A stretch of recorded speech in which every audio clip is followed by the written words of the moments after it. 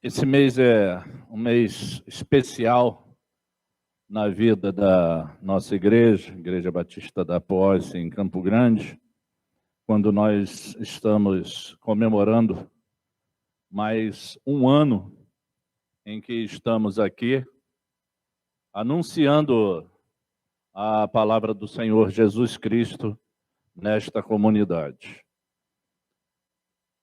Dentro dessa expectativa do anúncio da palavra do Senhor Jesus, nós vamos hoje meditar um pouco sobre o tema A Igreja de Cristo, transmitindo o Evangelho com poder e convicção. Para isso, eu convido os irmãos que abram as suas Bíblias na primeira carta do apóstolo Paulo aos irmãos de Tessalônica, 1 Tessalonicenses, capítulo 1, do verso 4 ao verso 8, onde nós estaremos meditando um pouco sobre essa palavra do apóstolo Paulo aos irmãos de Tessalônica.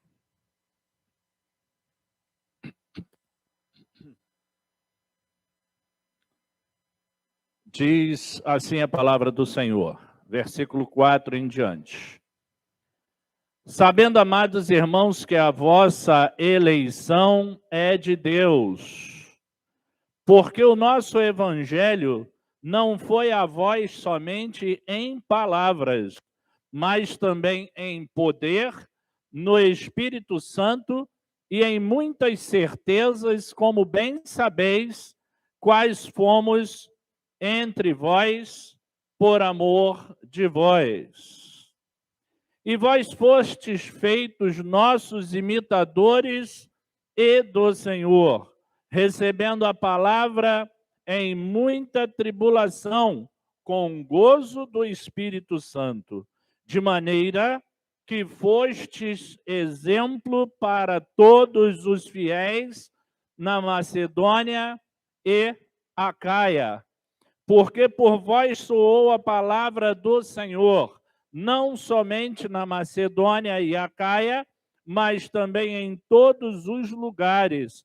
A vossa fé para com Deus se espalhou, de tal maneira que já dela nós não temos necessidade de falar coisa alguma. Que o Senhor abençoe a sua palavra aos nossos corações nesta noite. Irmãos, neste primeiro capítulo da carta do apóstolo Paulo aos irmãos de Tessalônica, ou simplesmente Salônica, né? Porque antes de ter o nome de Tessalônica, era assim que essa cidade era conhecida, né? E ela só mudou de nome quando Alexandre o Grande colocou o nome de Tessalônica em homenagem à sua esposa, à sua mulher, que se chamava Tessalonique. Então ele coloca o nome dessa cidade de Tessalônica em homenagem a esta mulher. Mas aqui, quando o apóstolo está escrevendo aos irmãos desta cidade, ele descreve um agradável testemunho a respeito do fervor religioso desses irmãos, de seu testemunho, de sua firmeza diante das tribulações e da salutar influência deles sobre a vida de outras igrejas que estavam próximas a ele. Ou seja, o testemunho desses crentes da igreja de Tessalônica havia se espalhado por toda a região, como o apóstolo escreve aí nos versículos que nós acabamos de ler. E aí, dentro desse contexto, né, nós percebemos, irmãos, que é muito comum nos momentos em que antecede a pregação nas nossas igrejas, ouvirmos a seguinte oração: que as palavras deste pregador não sejam dele, mas venham de ti, ó Senhor. ela reflete o desejo de que o ouvinte seja instruído por Deus, mas esconde uma realidade bem mais complexa do que se imagina. O discurso do Evangelho não passa pelo nosso corpo como uma energia passa pelos cabos elétricos, né? A energia, quando sai lá da unidade geradora até chegar em nossas casas, né? Ela tem que passar por uma rede de cabos elétricos até chegar a nós. E a mensagem do Evangelho não é assim, ela não simplesmente passa pelos nossos corpos, né? Assim, simplesmente como transmissores, mas tem que ser como os crentes de Tessalônica, que o testemunho deles também espelhava essa verdade da mensagem em que eles estavam transmitindo. Então, não é algo tão simples assim. A nossa cultura, nossa educação, nossa espiritualidade e até mesmo nosso entendimento subjetivo servem de filtro na hora de pregar. Portanto, podemos dizer que a pregação é um discurso divino-humano, divino/humano. No versículo 5 do capítulo 1 de 1 Tessalonicenses, o apóstolo Paulo usa a expressão nosso evangelho, não para referir a uma apropriação da mensagem, mas para designar uma relação íntima e verdadeira que o mensageiro tem com a mensagem cristã que proclama.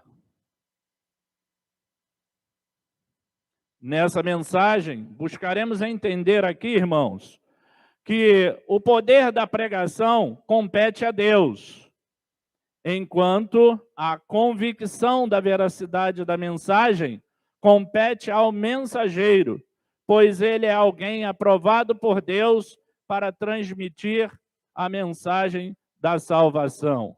E aqui, quando eu estou falando de mensageiro, eu não estou falando aqui apenas do pastor ou da minha própria pessoa, mas eu estou falando como o apóstolo Paulo falou da igreja de Tessalônica. Toda a igreja de Tessalônica, transmitia a mensagem pelo seu testemunho. E aí, em primeiro lugar, que nós vamos começar a pensar aqui, qual é a mensagem que devemos pregar? E aí, como nós estamos seguindo, né, o que o apóstolo Paulo diz, então o apóstolo Paulo ele faz uma descrição da natureza do evangelho nas suas cartas que ele envia aí às várias igrejas. Ele vai fazendo uma descrição da natureza do evangelho. Que o evangelho é o quê? A boa nova da salvação em Cristo Jesus, a ser proclamado. Utiliza alguns elementos importantes. Quais são eles? Vamos lá. Em primeiro lugar, quando ele quer falar da origem do evangelho, ele utiliza as palavras evangelho de Deus, de seu Filho, de Cristo. Em segundo lugar, ao falar do propósito do evangelho para as pessoas, ele descreve-o como o evangelho de paz, o evangelho de reconciliação, o evangelho da salvação. E em terceiro lugar, quando o apóstolo Paulo fala do direcionamento do evangelho na sua missão, descreve-o como evangelho da incircuncisão, ou seja, para os gentios. O evangelho que é pregado para todos. Em segundo lugar, o contexto social e a difícil tarefa da pregação. Contexto social, muitas das vezes, nos surge, né, como uma barreira muito forte. E aí, irmãos, vamos pensar um pouquinho qual era o contexto social que o apóstolo Paulo e os demais apóstolos viviam no século I, no primeiro século cristão, né? Na época em que o apóstolo Paulo anunciava o evangelho, era um período de grandes dificuldades para tal ação, pois vivia-se um período de grandes perseguições. Período em que o Império Romano impunha a adoração aos seus diversos deuses, e inclusive a adoração ao imperador, que deveria ser adorado como um verdadeiro Deus. Então veja só, um grande problema social, né?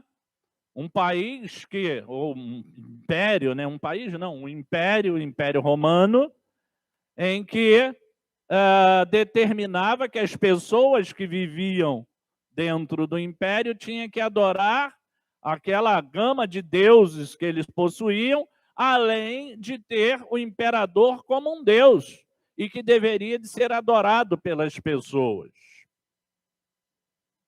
Vai mais além. Na época em que o apóstolo Paulo pregava, principalmente na região da Macedônia, o imperador romano era Cláudio. E olha o que o Cláudio fez. Ele determinou que seria uma afronta direta ao regime romano pregar a conversão ao Senhor Jesus Cristo. Determinação do imperador romano Cláudio. Era uma afronta direta ao regime romano. E aí os irmãos podem imaginar, né? Provavelmente os irmãos já viram até em algum filme, né? Aí, da televisão, no cinema, enfim, mostrando o que acontecia aos cristãos nesse período, né? Os cristãos foram utilizados como show nos fins de semana no Coliseu em Roma. Os cristãos que eram presos, né, e eram colocados, né, nos finais de semana, na política do pão e circo, durante o Império Romano, para divertir as pessoas. Era uma diversão muito legal, né? Colocavam lá os cristãos soltos na arena e soltavam leões ou tigres que passaram alguns dias sem comer nada. Imagina o que acontecia, né? Cristãos eram despedaçados ali. Então, irmãos, esse é o contexto social que os apóstolos enfrentaram para a pregação do Evangelho de Jesus Cristo. Em Atos, capítulo 16, por exemplo, vemos o apóstolo Paulo ser preso e acusado na cidade de Filipos de propagar costumes ilícitos aos romanos. Essa foi a acusação que ele levou. E aí, depois deste episódio aí em Filipos, veja o que Paulo diz em 1 Tessalonicenses, se você não fechou sua Bíblia, fica mais fácil, né?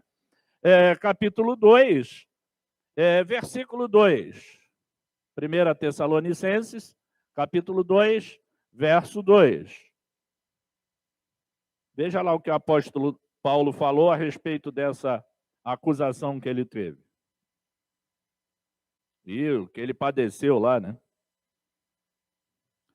Diz assim a palavra: mas havendo primeiro padecido e sido agravados em Filipos, como sabeis, tornamo-nos ousados em nosso Deus, para vos falar do Evangelho de Deus com grande combate. Interessante, né? Depois dele sofrer a acusação lá na cidade de Filipos, provavelmente deve ter sofrido mais algumas coisas, até talvez castigo físico, que era muito comum nesse tempo. Olha o que aconteceu com o apóstolo. O que fala aí no versículo? Que ele desanimou de pregar o evangelho, não foi isso? Não, irmãos. Eles se tornaram ousados no nosso Deus, por falar o evangelho com grande combate. Ele não desanimou, né? E às vezes, quando nós saímos para pregar o evangelho, a primeira pessoa que nega o recebimento da palavra, a gente já, né? Poxa vida, a pessoa não quis ouvir a palavra do Senhor. Mas vamos adiante. Percebemos que em todos os momentos em que Paulo enfrentou as dificuldades na pregação do evangelho, sendo preso, acusado ou perseguido, ele sempre estava em companhia de algum irmão e amigo na fé, para ajudá-lo e encorajá-lo. E assim saía cada vez mais forte para anunciar o evangelho. Então, irmãos, quando nós saímos para anunciar o evangelho, não é de bom tom que saiamos sozinhos, mas que tenhamos companheiros conosco para anunciar a palavra do Senhor. Este trabalho de espalhar o evangelho de Cristo pode ser realizado individualmente, mas é muito bom quando podemos enfrentar as perseguições movidas pelos nossos inimigos, na companhia de amigos e irmãos na fé. E aí, em terceiro lugar, a pregação da palavra é o poder e o testemunho pessoal de quem a anuncia. Irmãos, nós temos a palavra de poder. Vejamos aí o que diz Romanos, capítulo 1, verso 16. Abra sua Bíblia aí. Romanos, capítulo 1, verso 16. É o próprio apóstolo Paulo aí escrevendo.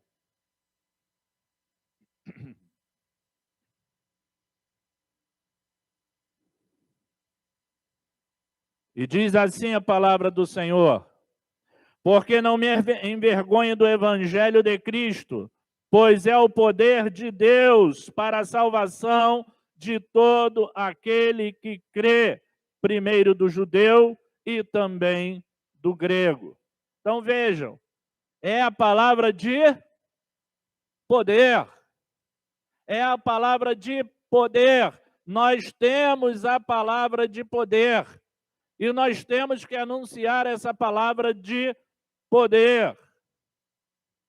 A palavra grega que significa poder é dunamis ou dinamis, que em português é a raiz das palavras dínamo e dinamite, e também significa força, poder, ou pode também ter o sentido de energia constante. As pessoas que estão aí na minha faixa de idade, né, os cinquentões, quase sessentões, e aqueles que estão além disso também, lembram que há anos atrás, as bicicletas, a maioria das bicicletas tinha um farol, porque nós tínhamos pouca iluminação pública nas ruas, e as bicicletas possuíam um farol. E o que alimentava aquele farol era o quê? Um dínamo, né? Que ficava preso à roda dianteira da bicicleta, e conforme a roda girava, ela fazia aquele dínamo girar e ele gerava energia para alimentar o farol. Essa é a função do dínamo, né? Gerar energia constante, né? Para alimentar aquele farol de energia, né? Os irmãos que possuíram carros aí mais antiguinhos, né? O Fusca, por exemplo, o Fusca ele vinha com dínamo também, né? Às vezes deixava até a pessoa na mão, porque o dínamo não carregava, não gerava energia suficiente para fazer o carro funcionar. Mas é essa a função, né? No caso do verso 16 do capítulo 1 de Romanos, podemos dizer que o poder aqui é a energia constante de Deus para a salvação, ou pode até mesmo ser o dínamo que gera uma energia constante para a salvação daquele que crê no Senhor Jesus Cristo. Por isso, irmãos, nós temos esta palavra de poder para anunciar ao mundo perdido, pois este poder advém do Espírito Santo de Deus. Mas, amados irmãos, também temos o testemunho pessoal de cada um de nós. No texto que lemos inicialmente de Tessalonicenses, 1 Tessalonicenses 1, podemos perceber ali que o testemunho daqueles crentes foi fundamental para a pregação do evangelho nas cidades vizinhas, pois a forma como eles viviam o evangelho chegou a estes lugares. Vamos ver novamente aí o que diz os versos 6 e 7 de 1 Tessalonicenses, capítulo 1. Veja lá o que diz a palavra do Senhor. 1 Tessalonicenses 1, versos 6 e 7. Diz assim: e vós fostes feitos nossos imitadores e do Senhor. Vejam que o apóstolo Paulo ele usa essa pronúncia de imitadores, né, em vários textos, né? E aí ele está usando novamente. Recebendo a palavra em muita tribulação, com tristeza, com gozo, com alegria, né? No Espírito Santo. De maneira que foste exemplo para todos os fiéis na Macedônia e na Acaia. Então, irmãos, olha o testemunho desses crentes. Serviu de fogo para aquecer, né, a mensagem, a pregação do evangelho em toda aquela região, na região da Macedônia, na região da Acaia. Podemos, então, entender que temos sim que anunciar o evangelho de poder, que está aqui na palavra, mas também temos que testemunhar em nossas vidas como cristãos autênticos, imitadores do Senhor Jesus Cristo, que carregamos as marcas desse evangelho transformador em nossas vidas.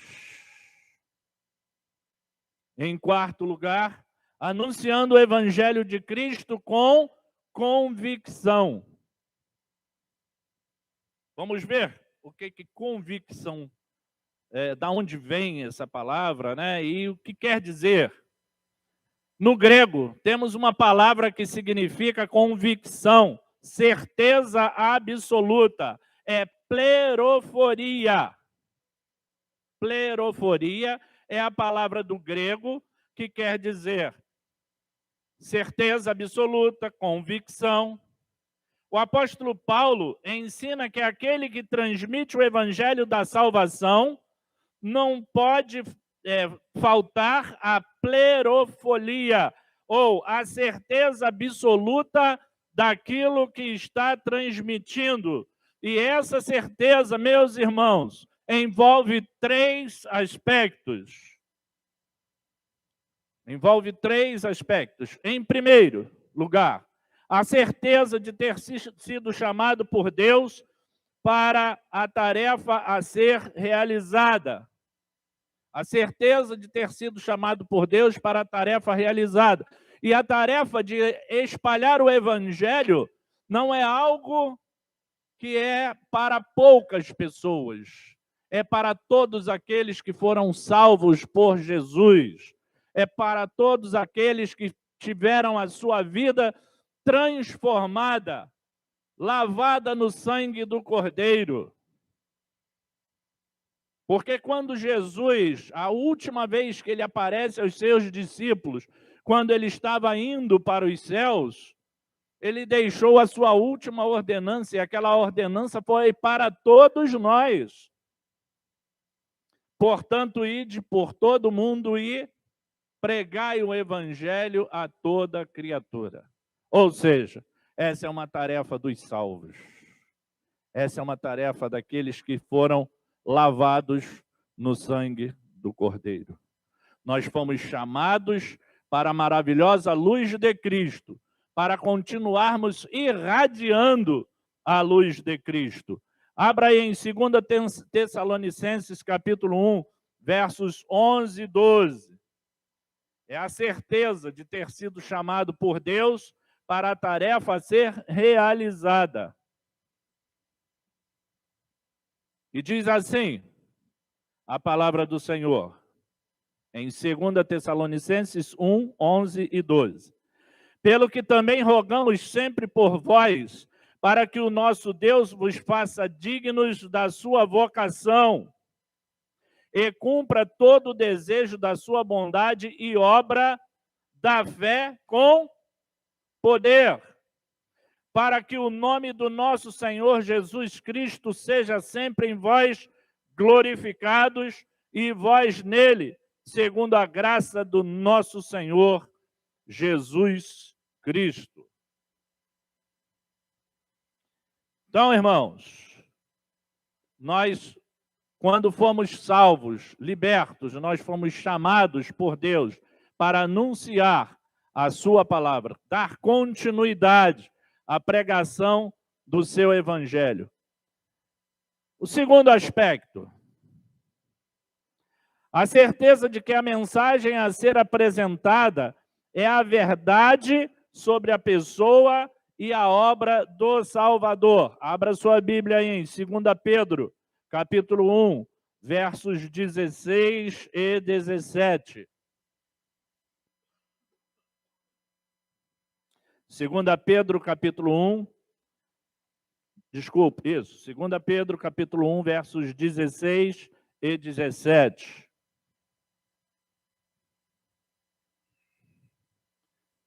Então, nós temos que anunciar a palavra de poder e com certeza daquilo que nós estamos falando. Né? Vamos ver aí o que Pedro diz. Verso 16 diz assim: porque não vos fizemos saber a virtude da vinda do nosso Senhor Jesus Cristo, seguindo fábulas artificialmente compostas, mas nós mesmos vimos a sua majestade. Vamos dar uma paradinha aí, eu vou continuar. Prestem atenção aí no que Pedro fala. Ele não está testemunhando de fábulas, de coisas, de uma historinha que alguém contou. É de coisa que ele viu. Ele está testemunhando daquilo que ele viu. Acompanhou ali ao lado do Senhor Jesus Cristo. É essa a certeza do evangelho que nós temos. São o testemunho desses irmãos, desses apóstolos que estiveram ao lado de Jesus Cristo, que nos dá a certeza daquilo que nós pregamos. Vamos ao 17. Porquanto ele recebeu de Deus Pai honra e glória, quando na magnífica glória lhe foi dirigida a seguinte voz: este é meu filho amado, em quem me tenho comprazido. Então, ele está citando aí o fato do batismo de Jesus, né? Quando Jesus estava sendo batizado lá por João Batista, né? Após ser batizado, o que o Pai falou, né? Este é meu filho amado, em quem tenho comprazido. Isso é testemunho fiel, irmãos. Não é historinha, né? Historinha nós temos muitas por aí, né? Nós temos aí um grande escritor brasileiro, Monteiro Lobato, que escreveu várias historinhas aí para criança, mas aquilo é tudo invenção, né? É coisas que ele criou, saiu da mente dele, né? Da literatura brasileira, temos várias histórias criadas, né? Algumas quase que vividas pelos escritores, mas são histórias. Não é um testemunho fiel. O que nós anunciamos é o testemunho fiel dos apóstolos que viveram ao lado de Jesus. Então, o nosso terceiro aspecto, a convicção plena de que Deus é poderoso para cumprir cabalmente as suas promessas. As promessas que tem aqui nesse livro de poder não são meras histórias. São promessas que o Senhor certamente irá cumprir. Abra aí a sua Bíblia em Efésios 3, versos 20 e 21.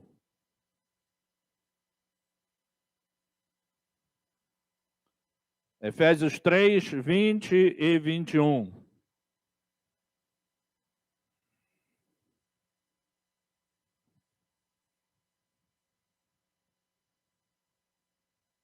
Diz assim a palavra do Senhor.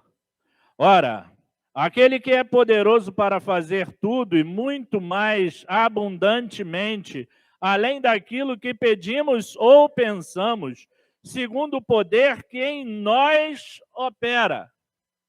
Olha o poder aí novamente. Segundo o poder que em nós opera. A esse, glória na igreja, por Jesus Cristo, em todas as gerações, para todo sempre. Amém. Então, irmãos, nós temos a convicção plena de que Deus é poderoso para cumprir as suas promessas. Olha o que diz aí no versículo 20. Ora, aquele que é poderoso para fazer tudo e muito mais abundantemente, além daquilo que pedimos ou pensamos, segundo o poder que em nós opera.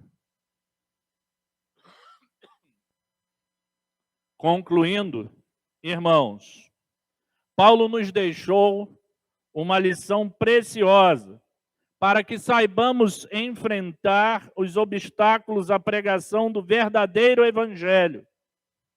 A pregação é um discurso divino, de onde provém o poder, e humano, de onde provém a convicção. Nesse sentido, meus irmãos, podemos pensar em 3 maneiras de transmitir o evangelho. E, em primeiro lugar, sejamos companheiros dos que lutam pelo evangelho. E isso significa apoiar física, emocional e espiritualmente aos que anunciam a palavra. Em segundo lugar, preguemos para encorajar e consolar, oferecendo com o ensino evangélico alívio para a alma consumida pelo pecado. E em terceiro lugar, com ternura e plena convicção do poder de Deus, preguemos para transformar o pecador pela fé no Cristo enviado por Deus, Pai, ao mundo para tirar o pecador do pecado. Se você nesta noite ouviu essa mensagem, meu irmão, e quer se colocar ao Senhor, aos pés do Senhor, para ser aquele que vai anunciar a palavra do Senhor, eu quero te convidar, aí onde você está, que você fique de pé, que nós vamos orar por você nesta noite, para que o Senhor esteja confirmando em seu coração esse desejo de estar anunciando o Evangelho de Cristo cada dia mais, com o poder que nos é entregue através da sua palavra. Se você tem esse desejo nesta noite, eu quero convidar você a se colocar de pé, para você estar anunciando o Evangelho de Cristo neste local ou aonde você estiver, que o Evangelho possa, que você possa ser um canal de transmissão do Evangelho. Deus possa abençoar a você, que Deus possa abençoar a você. Deus possa abençoar aos irmãos que estão se levantando neste momento. Se você sentiu no seu coração nesta noite que o Senhor está te chamando para ser um anunciador do Evangelho de Cristo, pode se levantar aí onde você estiver. Não fique com vergonha, porque nós não podemos nos envergonhar do Evangelho de Cristo. E eu vou mais além. Se você, nesta noite, também, que ainda não teve um encontro com Jesus Cristo, se você quer ter um encontro com esse Jesus Cristo, de poder, que pode tudo em sua vida, também te convido a ficar de pé neste momento, entregando a sua vida nos pés do Senhor Jesus. Alguém deseja fazer essa entrega nesta noite? Alguém deseja se entregar a Jesus, esse Jesus de poder, esse Jesus que tudo pode na sua vida? Fique de pé, se entregando ao Senhor Jesus nesta noite. Mesmo assim, se te faltou coragem de levantar neste momento, mas se antes de você dormir, você sentir em seu coração que você deve entregar a sua vida nas mãos do Senhor Jesus, ainda nesta noite, que você possa fazer essa entrega antes de você conciliar o seu sono nesta noite. Vou convidar o pastor para vir aqui à frente e orar neste momento, já também encerrando o nosso culto, por essas vidas que se dispuseram a ser anunciadores da palavra do Senhor. Vamos orar, queridos.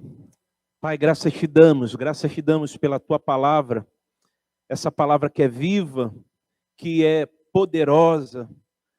Pai querido e Deus de amor, que haja em cada um de nós esse desejo presente e ardente de proclamar, de anunciar as boas novas de salvação, anunciar o evangelho, que possamos, ó Pai, assim como o apóstolo Paulo, com ousadia, dizer que somente em Jesus há salvação, que não venhamos a nos envergonhar de falar de Jesus àqueles ainda que não conhecem Jesus. E com o teu poder, o poder que a nós foi conferido, o poder do Santo Espírito de Deus, que o Senhor a cada dia mais esteja nos capacitando. Pai querido e Deus de amor, seja com esses queridos irmãos que se apresentam diante de ti, e o Senhor, melhor do que ninguém, sabe que passa no coração de cada um. Que o Senhor possa enchê-los com teu Santo Espírito e que eles possam ser instrumentos poderosos para ganhar muitas vidas para ti. Porque o Senhor é um Deus tão poderoso que transforma pescador de peixes em pescador de almas. E que o Senhor encontre aqui muitos pescadores e pescadoras de almas para a honra e glória do teu nome. Continue abençoando a cada querido e querida. Da mesma forma, continue usando a vida do teu servo, o irmão Edson, seminarista Edson. Que o Senhor abençoe os seus estudos, que o Senhor abençoe a sua família, que o Senhor abençoe o ministério que o Senhor reservou para ele. É o que eu lhe peço, Pai. Te agradeço por essa vida preciosa.